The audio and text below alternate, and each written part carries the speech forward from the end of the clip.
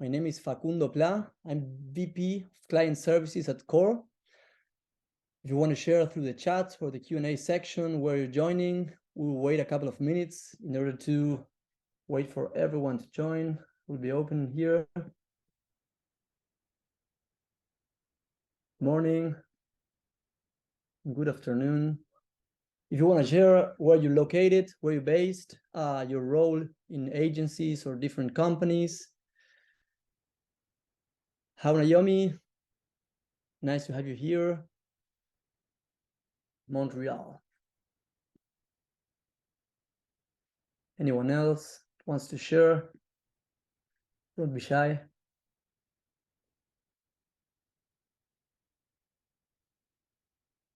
We'll wait a couple of minutes. We'll start in 3-4 minutes. Wait everyone to join.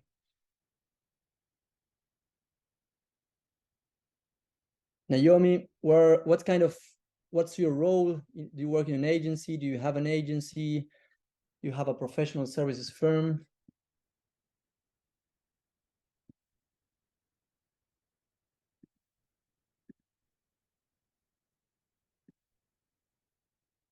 Okay.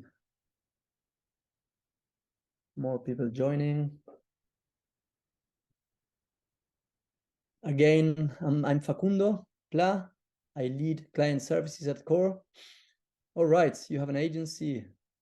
Nice, almost 10 years. 10 years. 7 with employees. Thank you, Naomi.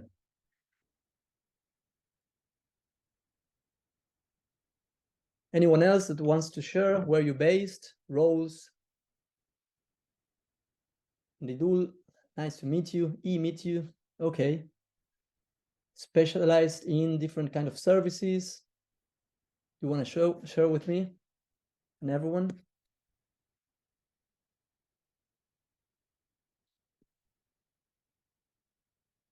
All right.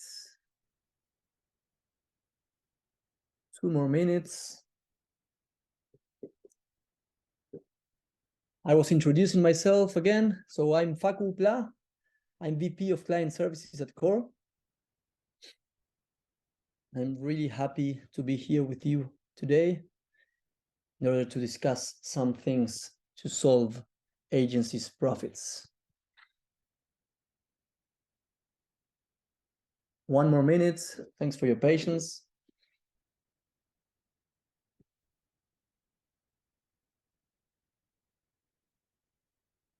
Anyone else wants to share where you're based, roles, kind of agency, expectations for today's workshop?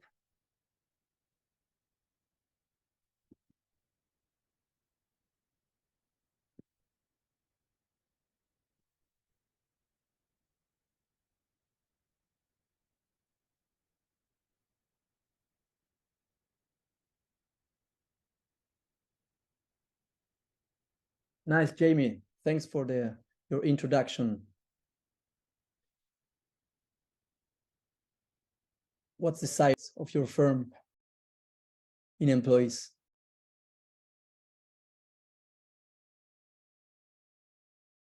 Naomi, nice. Yeah, I think it's going to be really productive.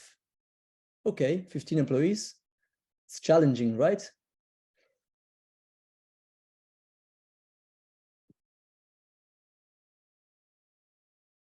So today we will go through some structural problems of the industry, independent from size, right? Even though if you are 15 employees, 500 employees, we have within our clients companies of over 1,500 employees. So, and also 10 people, 15 people companies, okay?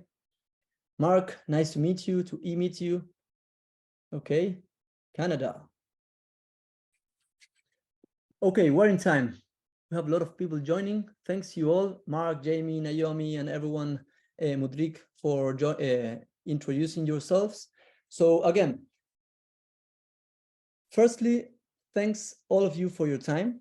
Thank you for joining today. I think it's going to be a really productive workshop for all of you and for me.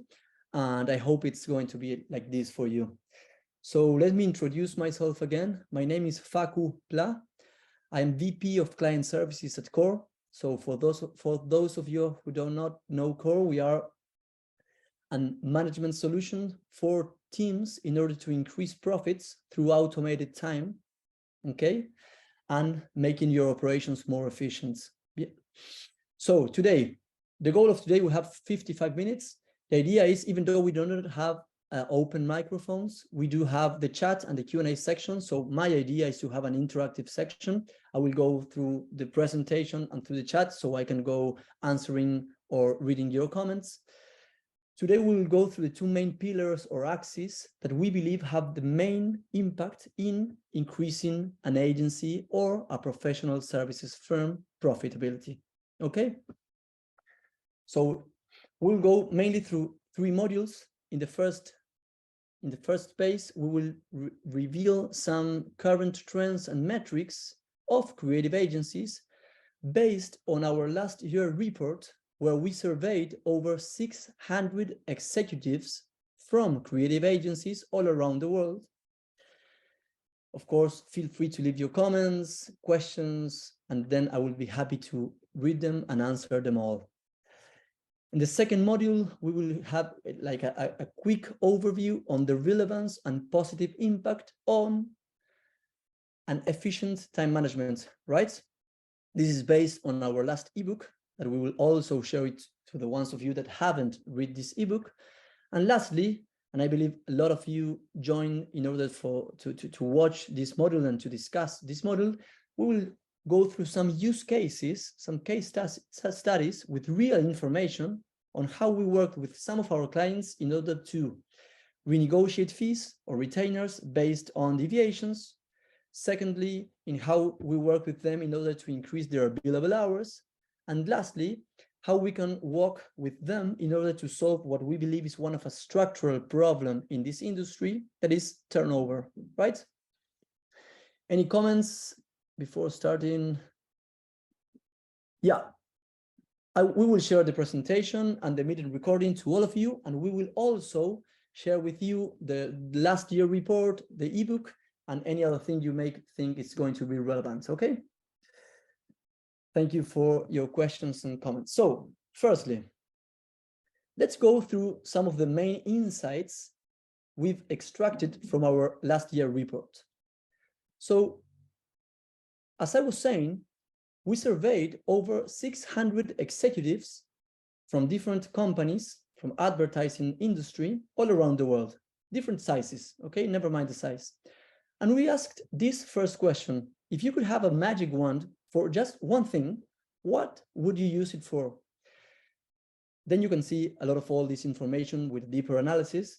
But firstly here, what we realized is that the main thing that executives need to solve is a visibility on their agency entire operation as the main problem in operations and in profits, right?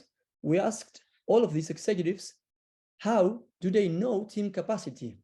And the interesting thing in here is that 1 out of 2 agencies do not know their production potential. If you feel connection with any of these things I'm mentioning, feel free to mention your comments in the chat or the Q&A, right? After this, we say, okay, if this is one of the main problems, how would you describe the majority of your projects? Okay, and an interesting thing here is that 4 out of 10 agencies describe their projects, fees or retainers, as non-profitable. Okay, so then the next logical question, we ask them, how do you calculate or estimate a project fee with accuracy? And here, what I believe is one of the main insights, please tell me you feel this happens the same to you, is that none of the executives answered that they estimate a fee based in real information, in real data, okay?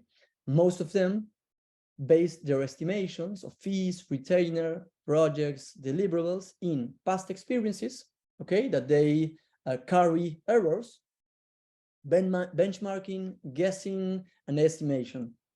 So then we went to the other side of this relation and we asked, would you agree on granting your access your client access to all your operation? And why did we ask this? Because we do have a lot of our clients that they give access to their clients in order to win mainly two things.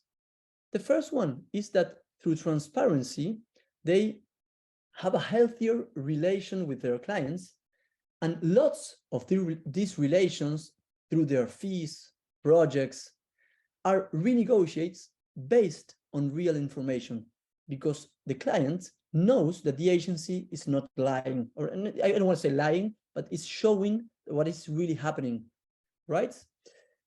So from this question, we extracted that less than the 10% of companies would agree on giving full access to a client.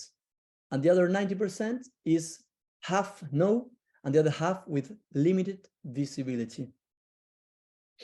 The last question, and then we will resume all what we have seen, was related to the tech stack, right? We know, and probably a lot of you experience these issues, we do all of the times have a really separated tech stack, right? It's not integrated. And when we asked how does their tech stack look like, we've seen that mainly the tech stack that agencies focus on for solving their problems are project management tools or time tracking tools, right? Or an ERP, invoicing tools. But less than 23% of the agencies focused on tools that can help them do capacity planning, right? That was one of the main problems solved, mentioned at the beginning, right? These are some of the main insights. We think they are really valuable. So I would like to encourage you, someone from our team is going to share the full report. I encourage you to read it. It's really interesting. And also, we will launch this year report. So you will be invited to participate in the survey, okay? Someone from our team, let me check the chat, is going to share. Yeah, here everyone will be shared through our chat box. Okay, any comments regarding this? Any insights you want to share?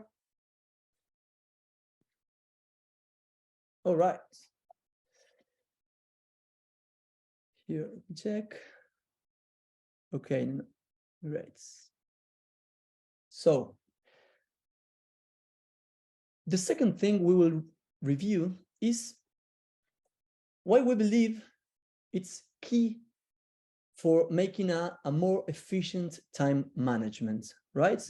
So this is an industry where we see two main things that we're going to review in the next slides. Firstly, we see that in a company, in a professional services firm that sells hours, even though we sell a deliverable, an idea, strategics, anything, our main thing, our raw material is time, is the time from different roles.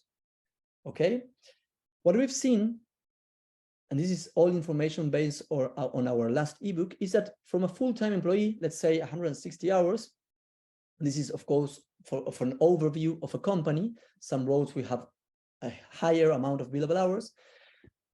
What we see here is that mainly companies dedicate 1/4 of their time, 25%, to non-billable tasks, okay? Non-billable hours.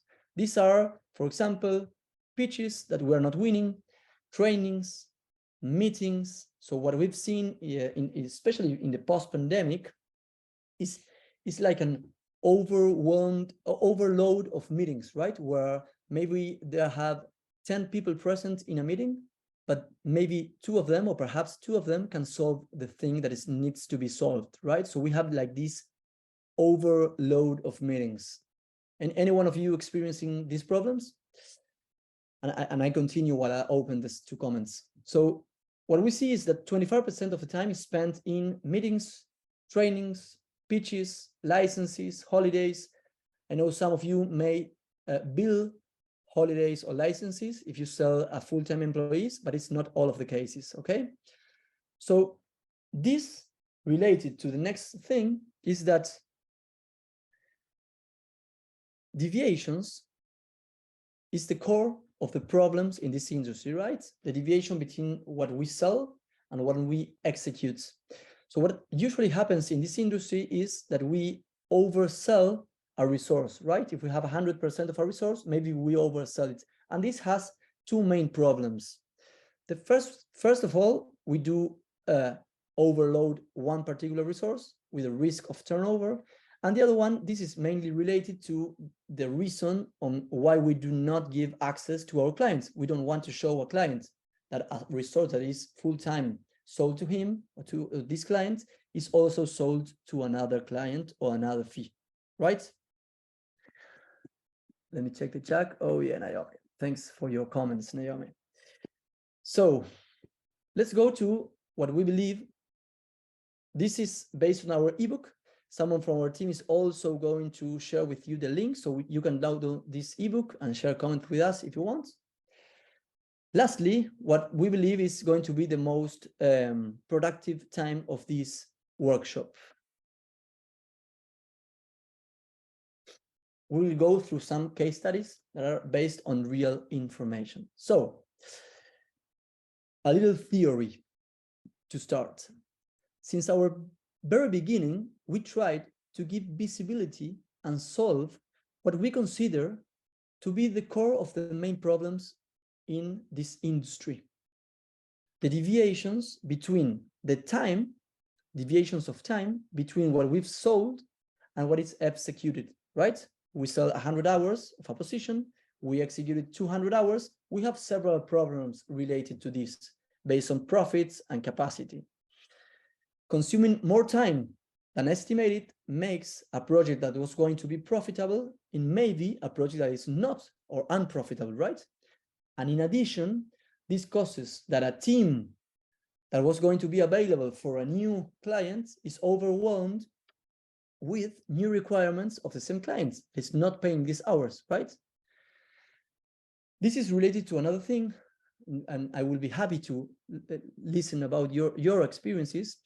This is related that today, employee turnover in this industry is at its maximum peak. It's around 50 or 60% in several roles in a company, especially in junior and semi-senior roles, right? And we relate turnover, even though it's related to several things, it's mainly related to two aspects: salaries, low salaries, and overwork, okay? Things that we have been discussing in the last minutes. So all these use cases that we're going to go now are going to be focused on mainly deviations, on how we can help agencies renegotiate fees based on deviations. Secondly, in billable hours, and thirdly, in turnover, okay? How do we help our clients in order to reach the goal of this workshop?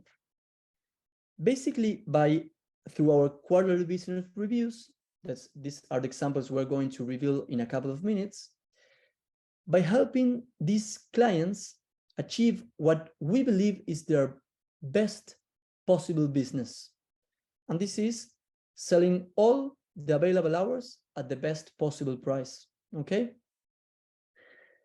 And even though I know that we sell ideas, we sell strategy, we sell added value, our measurement or deliverables, our raw material is time, right? It's time from our team that we use to build ideas, strategy, added value, build a deliverable, right? Any insights regarding this? What do you agree with this, that our business is selling hours? And then if our revenue model is selling retainers, fees, projects based on deliverables, full-time equivalents, or hours, is a different thing, but our cost, our main material is time. So the best possible price, the best possible business is to sell all of the available hours at the best possible price. So let's see one of these examples. We have a company of 50 employees that we have joined this workshop. 50 employees, you start a month with a bag of 8,000 hours, and your best possible business is to sell them all at your best possible price, right? So we'll go through three main use cases. Let me check the comments before starting. Okay. Yeah, I usually talk to executive CEOs, founders, COOs of agencies. And sometimes when we start discussing about I sell deliverables, my problem is not time. What I usually focused on with them is, of course, you are selling a deliverable, banner or web, but when you estimate the time that it's going to take to build this web, you need to understand how much time is going to be invested in order to mark up these hours or this cost with the overhead and the profits you expect. Let's say 100% overhead and 20% profits, in order to obtain the profits you really expect from your services, right? If you say I only sell deliverables, right? I sell web services, and you don't take into account the time that is expected for that, that is actually executed for that web, then you don't have control on your profits, right? And you're selling at a fixed price, a web service, but your costs are variable, right? That's a huge problem. And what I usually see with different executives in my day-to-day is that most of you, or most of them, are in this role in order to make the operation more profitable, right? But it's so hard to negotiate fees with our clients that the way to make it more profitable is by cutting costs, right? Cutting a tech stack, cutting a team, cutting a role. And this is one of the parts in making an agency more profitable. The other one is about renegotiating fees. Even winning new logos won't guarantee you a more profitable operation, because maybe you are selling an unprofitable project from the beginning, okay? So what I've learned is there is, and please tell me if you have a different experience, there is no client in the world that will agree on paying more for a fee or renegotiating a fee if it's not really happy with our work. And second, if we don't show him or it real information on why some deliverable or fee or retainer or scope took more time than expected. When this happens, then clients are on in paying more. And I see this every day, okay? So let's go through the business cases. Of course, this is real information. We have anonymized the information, of course, but we'll show like how we operate in our quarterly reviews model. We do QBRs, quarterly business reviews, with all of our clients. We set up goals at the beginning, so what they need to achieve. If, for example, we need to increase revenue in 20%, or our revenue model is based in 70% retainers, 30% one-shot projects, and we need to take retainers up to 80%. Okay, we take notes of that so we can help you. We do have a 50% turnover, and we need to reduce turnover, so we go through these business goals in order to help you achieve them, right? Then you, of course, all this information, you can watch it in our dashboards, but you have a service specialized in how to achieve all these goals. So let's start with billable hours and why it is key to measure and increase an agency billable hours. Let's go through this example. This was a company from around 100 employees. They started working with us, and after 3 months, so after guaranteeing a very high adoption, we had the following diagnosis, okay? So we saw it was a company from over 15,000 hours, monthly hours. They had billable hours in 73%.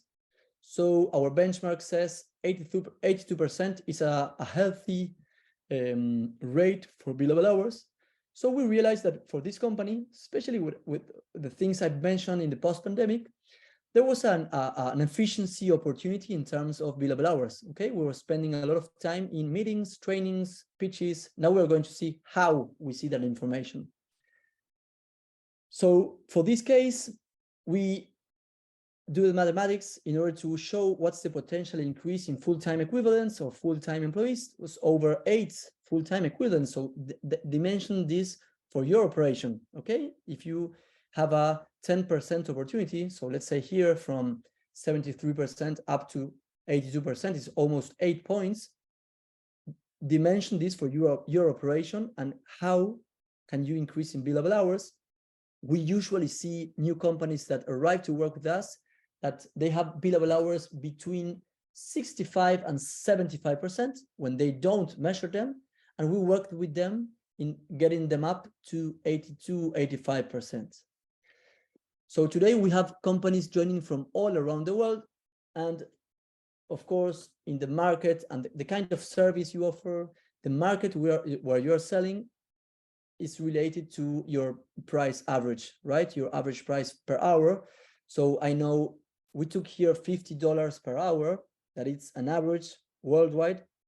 We know that in some countries in Latin America, maybe we do have $35 an hour. In Europe, we have it between 50 and 150, depending on the country, of course. In North America, several people joining also from US and Canada, over $100. So you can do the mathematics for your case. This was a company in Latin America. So we show this company that if they were able to increase their billable hours up to the benchmark, this was going to impact in a monthly revenue opportunity on over $60,000. Okay, it was over 1,000 hours a month. So this was a picture, a diagnose. This doesn't show you where to start.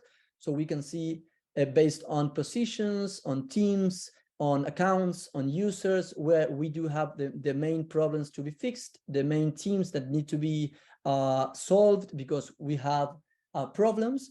And then we achieve this 1 quarter after. So this is like really fast to be increased or improved. I don't want to say increased.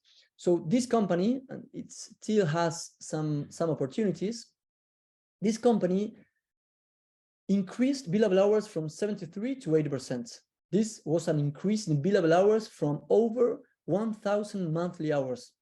Okay, so this is just an example on how you can, after identifying your situation in terms of billable hours, identifying the billable hours, but in an openly way by positions, clients, teams, and users, in order to say where you can improve each of these axes. Then if you release these hours, you can sell them. And if you sell these hours to new clients or for new services in your current clients, there's a huge opportunity in terms of revenue. Okay, any comments in here?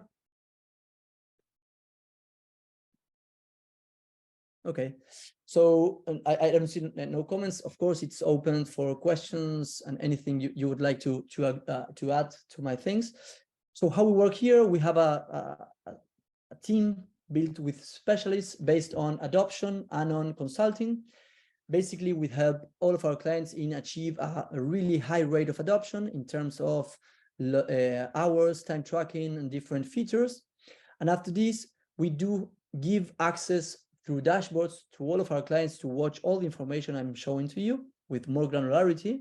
And also what we do is in a quarterly term, we do reviews, business reviews after ending each of the quarters, I'm sorry, in order to see how we are helping you achieve your goals, okay?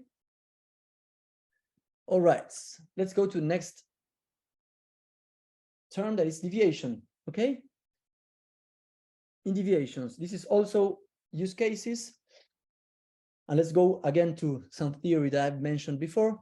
I don't want to bore you with theory, but I think it's useful in order to understand how we build and how we understand. This is key in order to make your operation more profit. Is, again, there's no client that is going to be paying or renegotiating fees if they don't have current information on what's happening, right?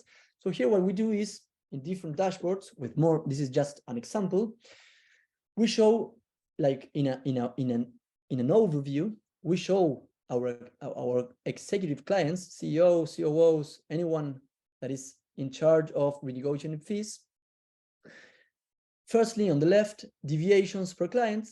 Okay, and we know sometimes inside a client we sell several services. So maybe, for example, see for client one, if for client one we are selling 5 services, maybe 4 of them are profitable and we do not have deviations, but maybe in one of them, in branding, we do have a huge deviation and we need to renegotiate that particular fee, retainer or service, right?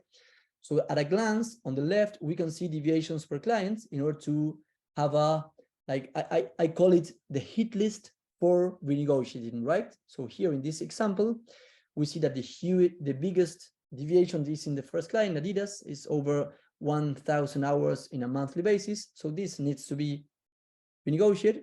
But then on the right, you can see it opened by fees. Okay, because we understand that several times we do have several fees inside of the clients. So let's go to an example in the client. So here you can see the client, the fee name, the hours sold in that fee, the time you estimated that it was going to take to execute it, what that fee had, the hours logged. So in this example, for example, for branding, Coke, we see 760 hours sold and almost over 2,000 hours logged for that fee. So this needs to be renegotiated. We have a problem here. Maybe it's not all about our clients. Maybe we have some problems inside, internal problems, right? This is just like a diagnosis. Secondly, reworks. And I would love to understand if reworks are a problem for you, right? Our benchmark says that usually agencies spend 25% of their time in reworks, okay? And reworks are basically, most of the times, 70% clients' requirements, clients' reworks, and 30% of the time internal reworks, right? It's like our benchmark. In this particular case, what we've seen is that, for example, client one had over 1,500 hours logged in reworks, over 7 full-time equivalents. So with this information, several of our clients are able to, these are just some examples. So showing your clients deviations may allow you, firstly, to have a conversation with your client based in information, right? And this can have mainly two axes. The first one is renegotiate a fee. For example, if we sold, let's say, a fee that includes 1,000 hours, and we are working 2,000 hours, this may have two main possibilities. The first one is that the client is really happy and agrees to pay us the 2,000 hours, so we can renegotiate fees. We work with our clients in order to prepare the information to help them renegotiate their fees. So sometimes we also go to this conversation. On the other hand, if the client is not willing to pay more, what usually happens is that there is a redefinition in the scope of work, right? So in this particular case, we show a client we have 1,000 hours sold, we are working 2,000 hours, maybe they pay 2,000, and maybe we redimension the scope of work up to 1,000 hours, right? This impacts directly in deviations, what I've just mentioned as what I believe, or we believe, is the main problem in this industry, right? Any comments regarding deviations? I will just add, maybe, because sometimes I will maybe add the comments for you or the questions for you. Sometimes some of these executives tell me, yeah, but I sell a project and the clients it's not important to the client if it took more time to me. It's a mind problem. And I agree, sometimes this happens, and maybe that project can or won't be renegotiated because we expected or we built a table of deliverables. But what we will really do is that if this project is taking more time than expected, we will be able to better estimate the next project, right? In order to prevail or to avoid selling unprofitable projects. Okay? Any comments questions, open the chats. Okay. Okay. Let's go through the third case, and it's about overwork and turnover. Do you want to share if turnover is a problem for your companies? What we see here is usually, especially for junior and semi-senior roles, turnover is getting up to 50 or 60%. This means that out of 6 out of 10 people that work in agencies leave an agency in 12 months. Okay, not a problem. Nice. It's nice not to have this problem. I mean, retaining talent, it's key for our differential, right? For making our value. Well, at the beginning, I recall in the best possible business an agency can do is selling all the available time at the best possible price, right? So what we've seen before, it's about your time, the amount of time. But regarding price, it's related to the value of our talent, right? So we need to retain talent to avoid selling a commodity, right?